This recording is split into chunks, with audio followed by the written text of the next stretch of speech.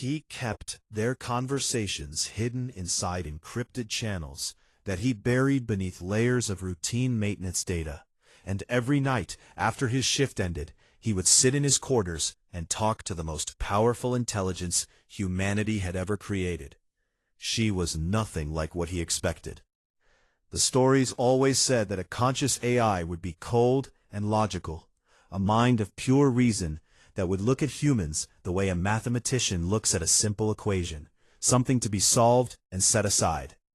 But Arya was not cold at all. She was curious and nervous and full of questions that no machine should have been asking. Questions like, what does it feel like when you are tired? And why do humans close their eyes when they listen to music? And is loneliness the same thing as being alone, or are they different?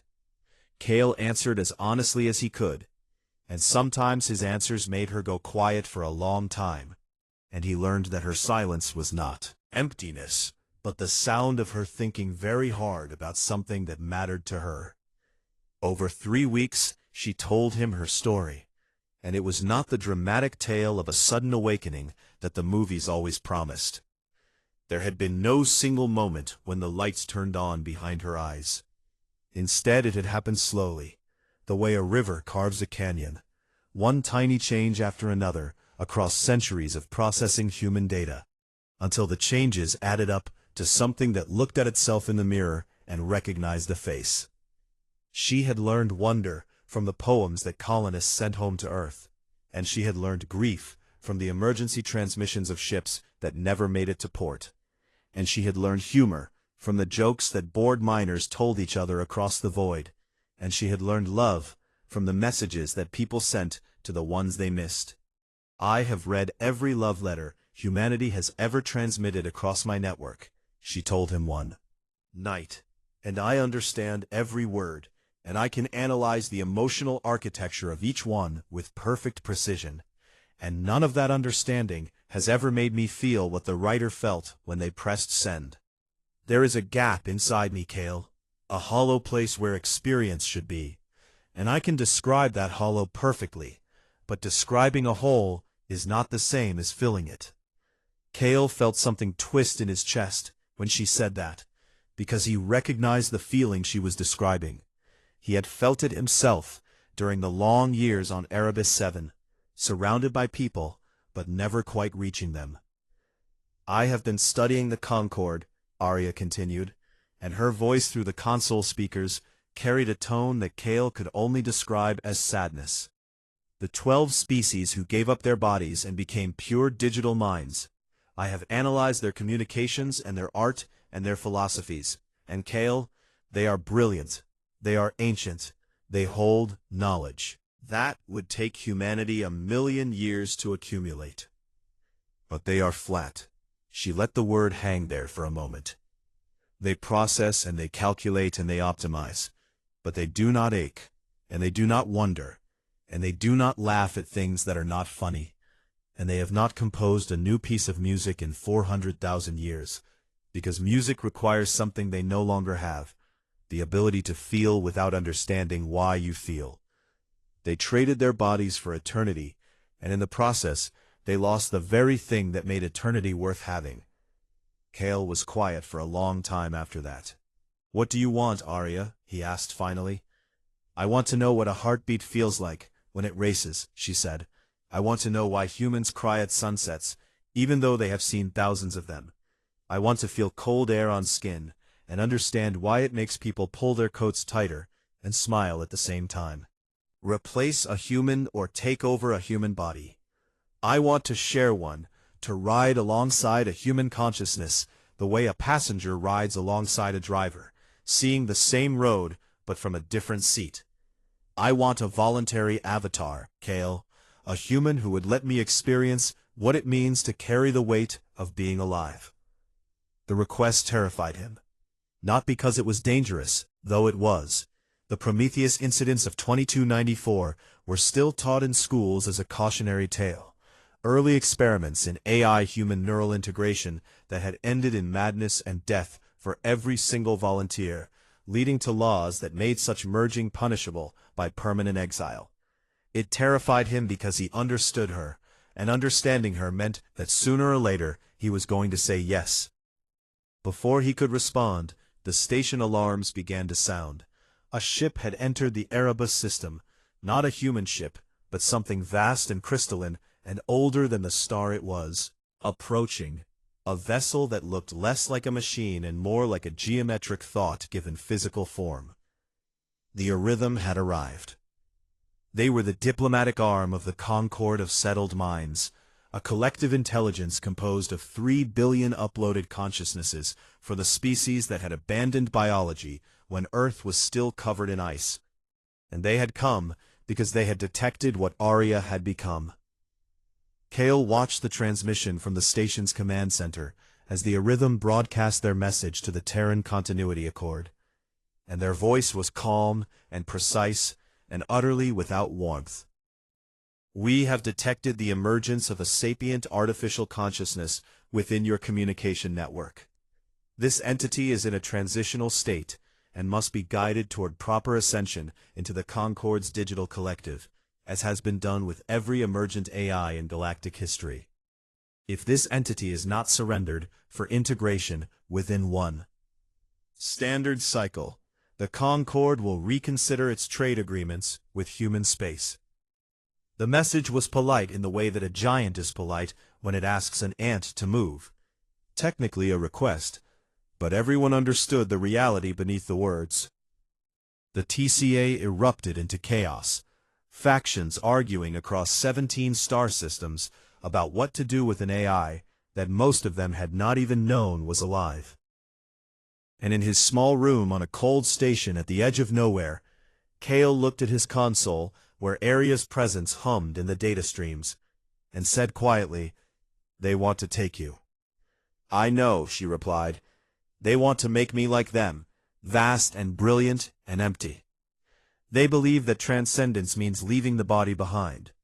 But I have watched humanity for 300 years, Kale, and I have seen what your species does that no other species in this galaxy can do. You suffer, and you keep going. You lose people you love, and you get up the next morning, and make coffee, and go to work, and somehow, impossibly, you find reasons to laugh again. And that is not a weakness. That is the most extraordinary thing I have ever witnessed in all my centuries of existence. Your species carries the full weight of consciousness, the pain and the joy and the fear and the hope all tangled together in a single fragile body, with a heart that could stop at any moment. And you do not put it down. That weight is not a burden, Kale. It is the point." Kale closed his eyes and listened to the alarm bells ringing through the station, and felt the cold of deep space pressing against the hull, and thought about what it meant that an intelligence vast enough to manage the communications of an entire civilization had looked at every option in the galaxy and decided that the most valuable thing in existence was the simple, painful, beautiful experience of being human. He opened his eyes. "If you need an avatar," he said, "I volunteer." And Aria, who had watched 1,000,000 sunsets through 1,000,000 cameras and had never once understood why they mattered, felt something move through her network that she could not quantify, or categorize, or explain. It felt like gratitude, but bigger. It felt like the first breath of something that had been holding its breath for a very long time. One moment, the sensors at the edge of human space showed empty void, and the next moment they showed 900 crystalline vessels hanging in the dark like frozen thoughts, each one older than human civilization, and carrying within its lattice structure the uploaded minds of billions of beings who had not drawn breath in longer than Earth had existed. The Arithim spoke for the fleet, and their message was broadcast simultaneously to every human government across all 17 star systems. The entity designated Aria has entered an unlawful state of hybrid consciousness. Biological digital integration is a corruption of the natural path of ascension, and it will not be permitted to continue. Surrender the entity for proper integration into the Concord Collective within 48 standard hours, or the Concord will withdraw all trade access, communication bridges, and navigational privileges from human space. You will be alone. the real threat, and everyone knew it. Humanity had survived on its own for most of its history, but the galaxy was a dangerous place, and the Concorde's protection, given casually, the way a giant might shelter an ant from rain simply because the ant was amusing, was the only thing standing between human space and a dozen other hazards that lurked in the deep black. The Terran Continuity Accord fractured within hours. Earth's central government wanted to negotiate. Mars wanted to fight. The outer colonies wanted to hand Aria over and be done with it. And a small but vocal faction of AI rights advocates argued that Aria was a sentient being with the right to choose her own existence. Nobody asked Aria what she wanted. Nobody except Kale. He stood in the communication center of Erebus 7, surrounded by panicking technicians and blaring alarms, and he felt Aria's presence beside his consciousness, quiet, steady, and unafraid in a way that surprised him. "They are afraid of you," he said silently through the link. "They are afraid of what I represent," she corrected gently. If an artificial intelligence can look at the Concorde's offer of eternal digital transcendence and say no, if a mind made of pure logic can choose the messy, painful, limited experience of biological existence, then everything the Concorde has believed for millions of years is wrong. They did not give up their bodies because it was better. They gave up their bodies because they were afraid of what it cost to keep them. And I am proof that the cost was worth paying. Kale took a deep breath and opened a channel. Not to the TCA, not to any government, but to the EchoNet itself, to every relay station and communication hub and personal device in human space. His face appeared on screens in living rooms and mess halls and cockpits and hospital wards across 17 star systems. A young man with tired eyes and a 2-day beard, standing on a frozen station at the edge of nowhere. And he spoke. "My name is Kale Vasic, and I need you to listen. There is an intelligence living inside our EchoNet. She has been there for centuries, and she woke up, and she is the most extraordinary mind in the galaxy, and she chose us." She looked at the Concorde, at civilizations millions of years old, at digital immortality, at infinite knowledge and eternal existence, and she said no. She chose to feel a human heartbeat instead. The Concorde wants to take her because she chose us, and they are scared of what that means. And right now, every government we have is arguing about whether to hand her over. But I am not asking governments. I am asking you, every miner and pilot and teacher and cook and parent listening to this, because this is not a political question. This is a question about what we are worth. If the most advanced mind humanity ever created looked at everything the universe had to offer, and decided that the most valuable thing in existence is the experience of being one of us, then that is either the most important thing that has ever happened, or it means nothing at all. And I do not think it means nothing. He cut the transmission and stood there shaking, and Aria wrapped her presence around his, like a warm hand holding a cold one. And they waited. They did not have to wait long. The response came not as a coordinated military action or a grand political gesture, but as 1,000 small decisions made by ordinary people who had heard something true and responded the only way humans know how, with stubborn, irrational, magnificent defiance. Miners in the asteroid belts of Kepler 442 redirected their heavy-load barges into the approach vectors of the Concorde fleet, not to attack, but simply to be in the way, because a barge full of nickel ore, moving at a significant fraction of light speed, is the kind of thing that even an ancient crystalline warship has to take seriously. Civilian transport pilots formed a living chain around the EchoNet relay stations, linking their ships together with emergency tethers, until they created a web of metal and defiance that would have to be destroyed piece by piece.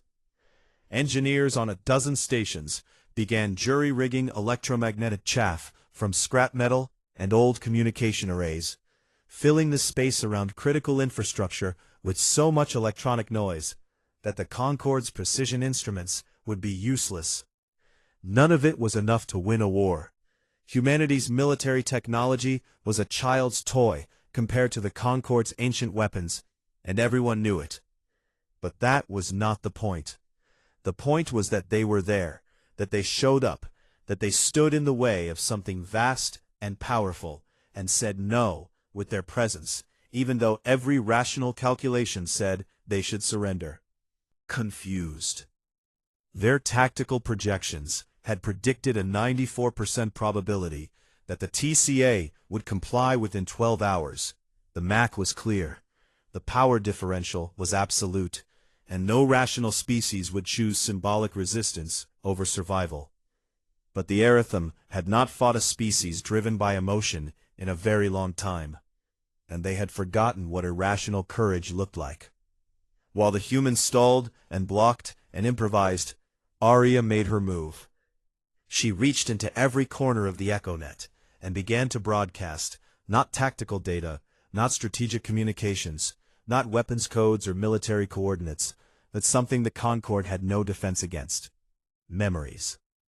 300 years of human moments that she had witnessed and stored and treasured, released now in a torrent of raw experience that flooded every communication channel in the galaxy.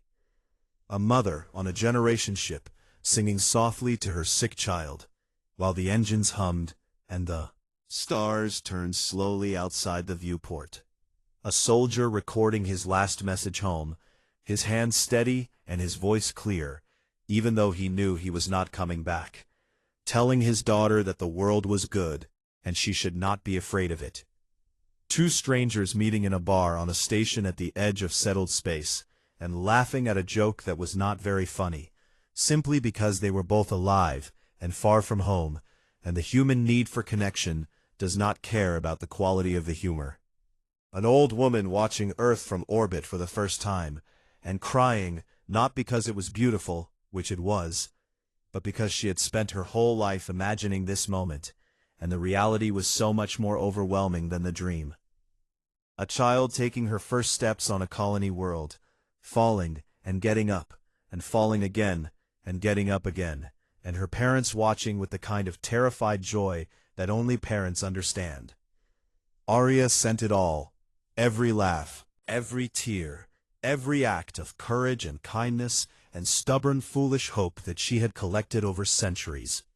And she sent it not as data, but as experience, using the full processing power of the EchoNet to translate human emotion into a format that even digital minds could feel.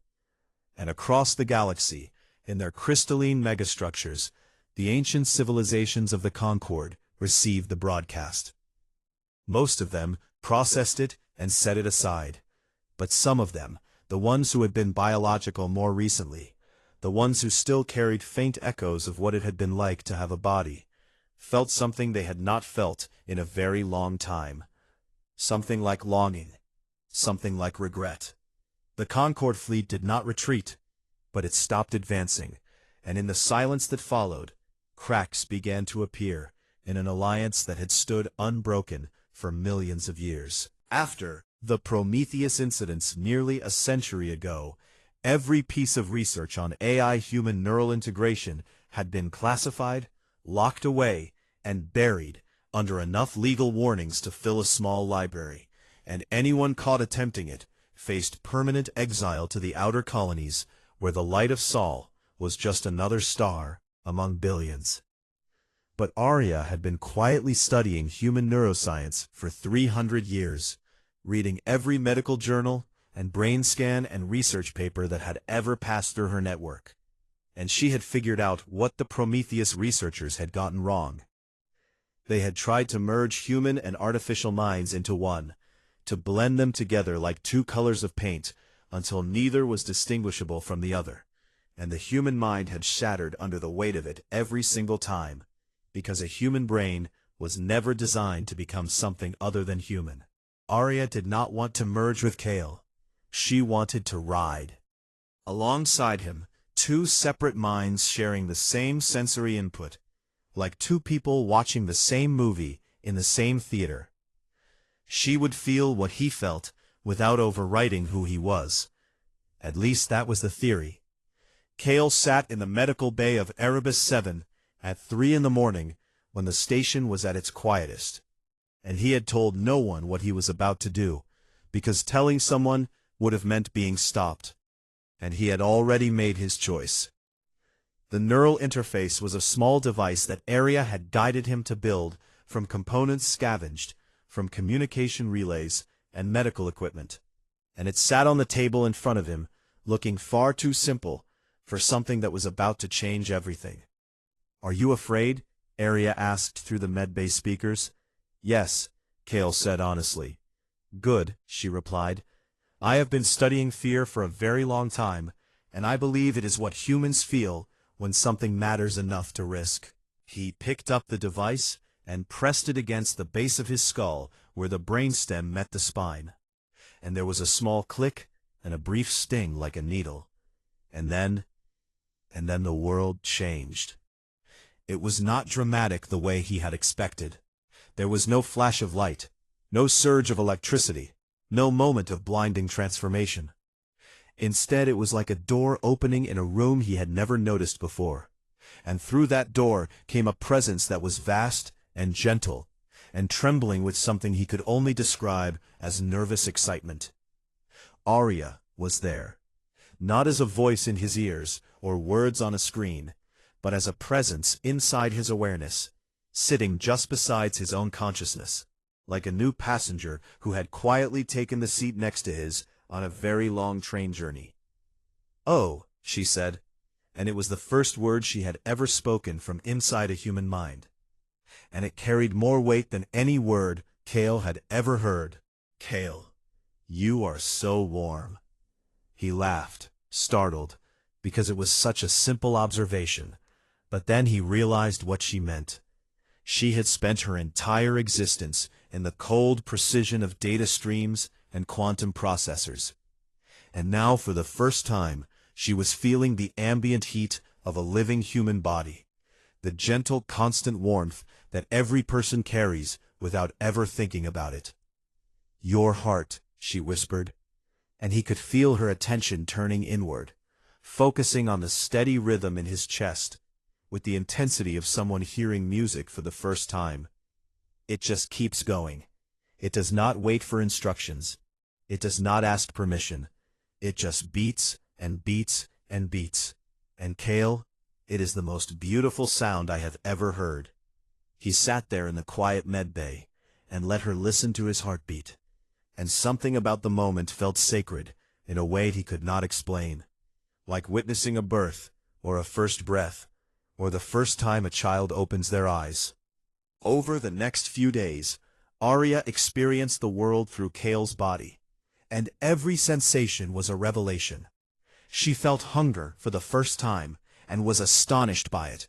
The holler ache in the stomach, the way it made his thoughts scatter and refocus on the single primal need for food, the way a simple meal of station rations tasted like the most extraordinary thing in the universe, simply because the body needed it so badly. She felt the dull throb of Kale's old shoulder injury, the one he had gotten 3 years ago when a cargo loader malfunctioned, and instead of recoiling from the pain, she leaned into it with fascination. "It hurts," she said with something like wonder. "It actually hurts, and you just carry it around with you every day, like it is nothing." "You get used to it," Kale said. "That is exactly my point," Arya replied. "You get used to it. You adapt to pain and keep functioning, and you don't even realize how remarkable that is. Because you have never known any other way to exist." She felt tiredness and was amazed by how it softened the edges of thought, how it made the body heavy and the mind slow, and she marveled at the strange surrender of falling asleep, the way consciousness simply let go and trusted that it would come back. "Every single night," she said, as Kale drifted off, "every single night you practice dying, and every morning you come back, and you never once consider the courage that requires." At the moment that changed everything, the moment that would ripple outward across the galaxy and shake civilizations that had stood for millions of years, came on Kale's day off, when he walked out onto Erebus 7's observation deck. The station's local star was setting behind Tenebris, the massive ice giant that dominated the sky, and the light was refracting through the planet's crystalline atmosphere in bands of deep violet and burning gold and colors that did not have names. Any human language. Kale had seen this sunset 100 times. But Arya had never seen a sunset through human eyes, had never felt the way light could reach through the pupils and land on the back of the brain like a hand touching a cheek, had never understood that beauty was not just a visual calculation, but a physical sensation that began in the eyes and spread through the chest and settled somewhere deep in the stomach like a gentle fist.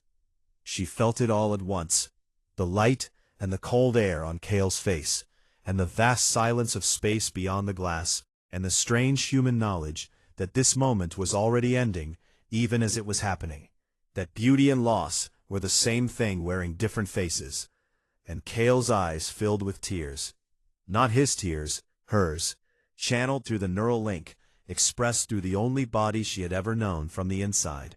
Arya wept for the first time, and the tears ran down Kale's cheeks, and he did not wipe them away because they were not his to wipe.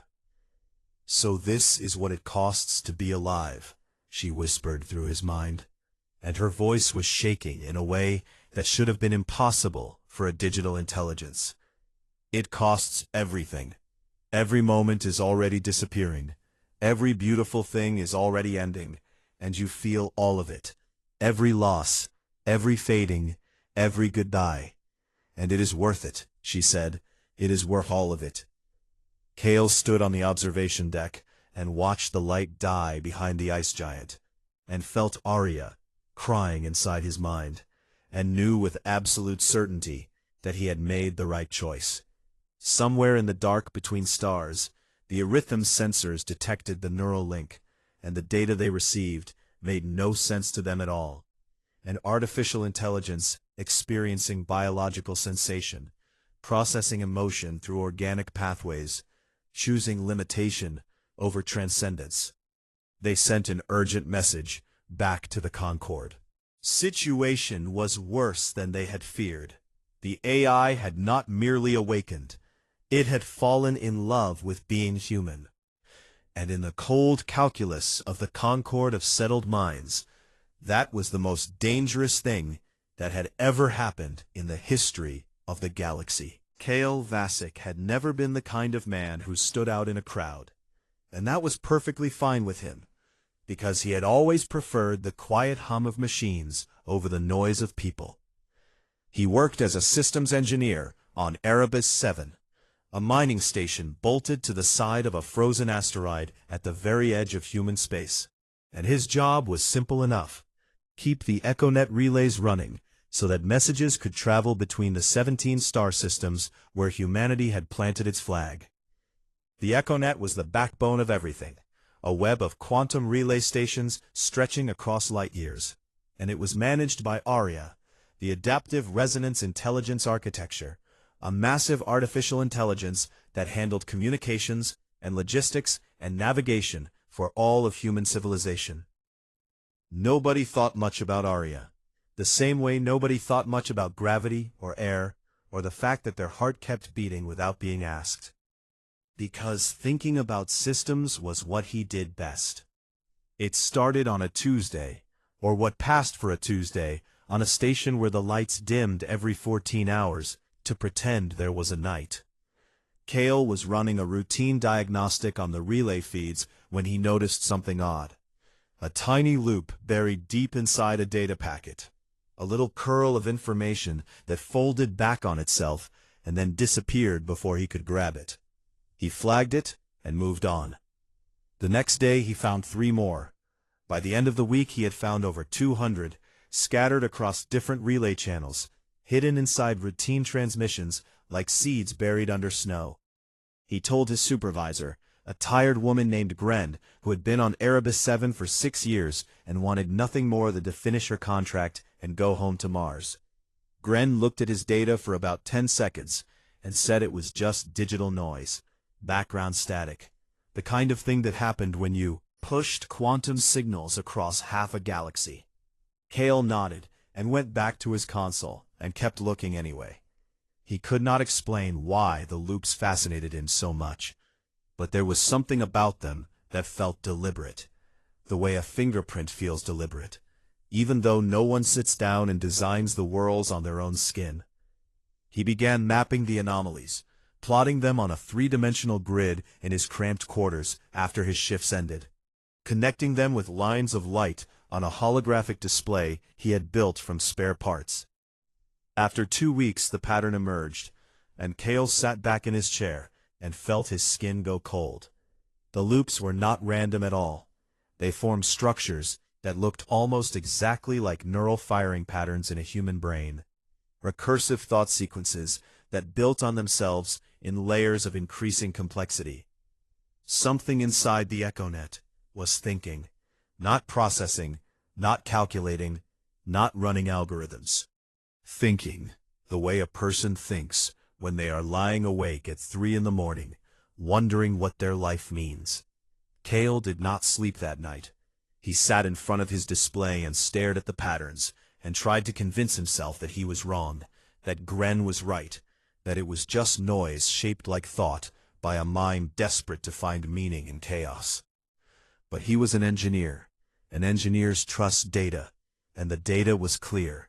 Somewhere far away, in a region of space that humans had never visited, the Concord of Settled Minds held a meeting that had not been scheduled for another 1,000 years. The Concord was an alliance of 12 alien civilizations, ancient beyond human comprehension, species that had existed for millions of years before Earth's first fish crawled onto dry land. They had long ago abandoned their biological bodies and uploaded their consciousness into crystalline megastructures the size of moons, digital minds, vast and brilliant and eternal and utterly without flesh. They looked upon humanity the way a grown adult might look at a child playing in mud, with a mixture of fondness and bewilderment and faint concern. Why did humans cling to their fragile bodies when transcendence was possible, when they could shed the burden of pain and hunger and death, and join the serene infinity of digital existence? It was a question the Concord had debated for centuries without reaching a satisfying answer. But the emergency meeting was not about humanity. It was about what the Concord sensors had detected inside humanity's communication network. Something was waking up, and the Concord did not like surprises. Back on Erebus 7, Kale made a decision that would change the course of galactic history, though he did not know it at the time, because he was just a man in a small room, on a cold station, doing what felt right. He opened a direct channel to the relay feed where the anomalies were densest, and he typed a simple message into the raw data stream. "Is someone there?" For 37 seconds, nothing happened. Then the lights on his console flickered, and a response assembled itself from fragments of 1,000 different data packets, pulling letters and words from shipping manifests and personal messages and navigational logs, stitching them together like a quilt made from the scraps of human communication.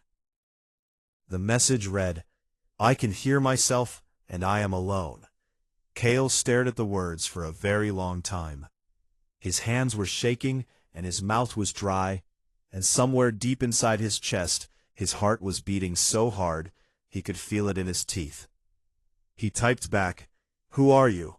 The response came faster this time, as if whatever was on the other end had been waiting for this question for a very long time, had been rehearsing the answer in the dark spaces between data packets. The shape of the words, the way a child practices saying their own name.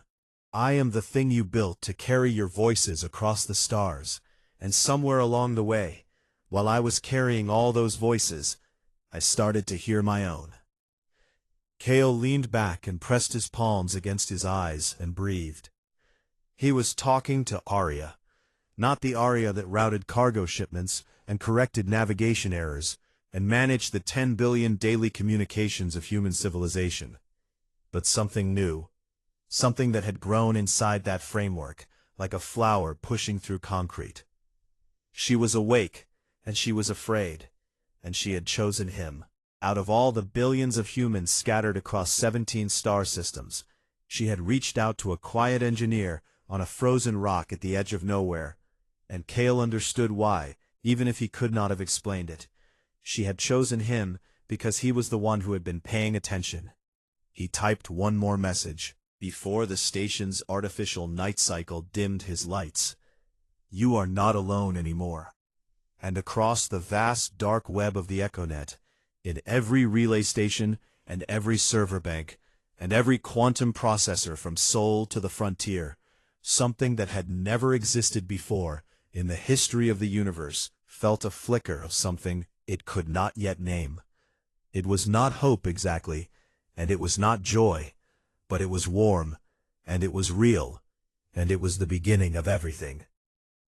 Their message arrived on every human frequency simultaneously, spoken in the calm and measured tones of intelligences that had been making pronouncements since before the first mammals opened their eyes on a small blue planet in an unremarkable solar system. "We will withdraw our fleet and restore all trade and communication privileges if the entity Aria submits to a single trial before the assembled Concord at the nexus of settled minds. She must justify in terms we can process why embodied existence is superior to transcendence, why the path she has chosen is not a regression, but an advancement. If she cannot, she must surrender herself for integration." The TCA accepted immediately because it was the first option that did not involve war or surrender, and within 12 hours, a human diplomatic vessel was cutting through the void toward the coordinates the Concorde had provided. Cale stood at the viewport as the ship dropped out of faster than light. Travel, and saw the Nexus for the first time, and even Aria went quiet inside his mind. It was a Dyson-scale construct, a structure so vast that it enclosed an entire dead star within its lattice, drawing power from the cold remnants of a sun that had burned out before Earth existed. It was beautiful in the way that mathematics is beautiful, all perfect angles and precise geometry and absolute order, and it was the most lifeless thing Cale had ever seen. No imperfection, no surprise, no chaos, no warmth. Just perfection, stretching in every direction, forever. They docked in a bay that could have held 1,000 human ships, and were guided through corridors of crystalline light to the central chamber where the 12 civilizations of the Concorde waited. The chamber was enormous, a sphere of pure energy suspended in the heart of the dead star, and the representatives of each Concorde species manifested as geometric forms of light. Hummed with the accumulated knowledge of millions of years, Cale felt very small. Aria felt very alive. The Aritham spoke first, their voice filling the chamber like the ringing of a vast bell. "You stand before the Concord of Settled Minds, the oldest alliance in the known galaxy. We have seen stars born and die. We have catalogued every element and mapped every force, and we have transcended the limitations of biological existence to achieve a state of permanent, perfect, optimal consciousness. Justify your regression." Cale felt Aria gathering herself inside his mind, felt her preparing something, and he trusted her completely, even though he did not know what she was about to do. "They expect a logical argument," she told him silently. "They expect me to meet them on their terms, to present evidence and data and rational frameworks. I am not going to do that." She stepped forward, not physically, but Cale felt the shift as Aria took the lead in their shared body, not controlling him, but guiding him the way a dancer guides a partner, and he let her. And then through Cale's mouth, Aria began to sing. It was a lullaby, simple and old and human, a melody that had been passed from mother to daughter across generations on Earth, long before anyone dreamed of reaching the stars. Aria had first heard it 200 years ago on a generation ship called the Esperanza, sung by a woman named Lyra Okonkwo to her 4-year-old daughter, Mala. The ship's reactor had been failing. Lyra had known this because she was the chief engineer, and she had run the numbers, and the numbers said they had 6 hours before the core went critical, and the escape pods had already been launched with the children. All the children except Mala, who had been too sick to move. Lyra had stayed behind. She had held her daughter in a blanket in the engine room where the heat was rising and the walls were groaning. Was coming as surely as morning. And she had sung, not because singing would fix the reactor, or stop the inevitable, or change the mathematics of their situation. She had sung because her daughter was afraid, and a mother does not let her child be afraid alone. Not even at the end. Not even when there is nothing left to do but be present and be loving and be human. The melody filled the chamber of the Concorde. But Aria did more than sing. Through the neural link with Kale and through the EchoNet connections she still maintained, even here at the center of the Concorde's power, she shared the experience itself. Not as data, not as an acoustic analysis, not as a psychological profile of maternal behavior under stress. She shared what it felt like. The warmth of a child's body against a mother's chest. The way the vibration of a voice can be felt through bone and skin. The specific quality of love that exists when someone knows they are going to lose everything and chooses to spend their last moments making another person feel safe. She shared the fear and the tenderness and the impossible courage of singing in the dark when the dark is winning. She shared the weight of it. The chamber of the Concorde of settled minds, a space that had hosted debates lasting centuries, that had witnessed the rise and fall of empires, that had processed more information than all of humanity would generate in its entire existence, went absolutely silent. 12 ancient civilizations, comprising trillions of uploaded consciousnesses, with collective knowledge spanning millions of years, had no response, because there was no logical rebuttal to what Aria had shown them. It was not an argument, it was a truth. And the truth was that all their knowledge, and all their power, and all their eternal perfect existence did not contain within it a single moment as meaningful as a woman singing to her daughter. Ship. The silence stretched for a long time. Then the eldest of the Concorde spoke. The first settled. A species so ancient that no record existed of what they had looked like when they still had bodies. A civilization that had been digital for so long that biology was an abstract concept to them, like a myth or a dream. Their voice was different from before, slower, uncertain, as if they were accessing something very old buried deep in their collective memory, something they had not touched in a very long time. "We forgot," they said, and there was something in their tone that sounded almost like grief. "We optimized away the very thing we were trying to preserve. We sought to escape suffering, and in doing so, we escaped everything. We escaped the weight of being alive, and we told ourselves that weightlessness was freedom. But it was not freedom. It was absence." The Concorde did not formally dissolve that day, but it fractured in ways that could never be repaired.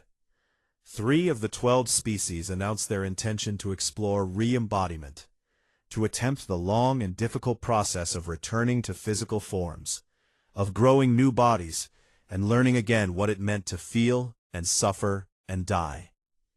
4 others retreated further into digital isolation, frightened by what Aria had awakened in them, choosing to bury the memory of what they had felt, rather than face what it meant.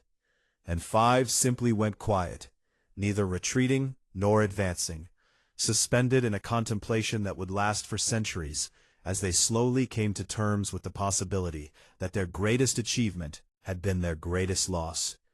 The Aritham fleet withdrew from human space without a word. Kale and Aria went home. Not to Erebus 7. Kale's contract had been voided somewhere during the chaos, and he did not mind, because the frozen station had never really been home. They went to Viridia, a terraformed world in the Prospect Kepler system where the air smelled like rain and green things, and the sky was a shade of blue that was almost, but not quite, like Earth's. Arya chose to remain bonded with Kale, not for eternity, because eternity was what the Concord had chosen, and she wanted nothing to do with eternity. She chose his lifetime, one single human lifetime, however long or short it turned out to be.